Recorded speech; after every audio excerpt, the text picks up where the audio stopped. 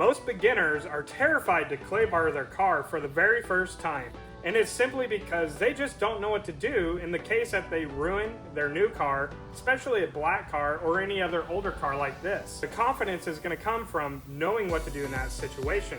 So I will show you what you need to do and all you need to know to confidently tackle that job today. And it's really simple.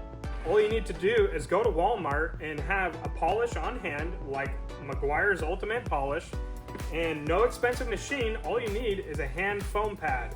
And if you do so happen to mess up mainly a black car, all you got to do is polish a car. It's going to be surface level scratches that are easy to fix. It's not a big deal, and you only see it on those darker colored cars, like red, blues, and especially black.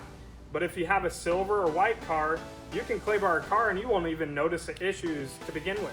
And just make sure that you don't pick up aggressive clay bar on accident. You want to make sure to stick with a mild, fine grade clay bar. This is an online version, but you can easily get one at the store that comes with the lubrication that you need, and it's super simple to use.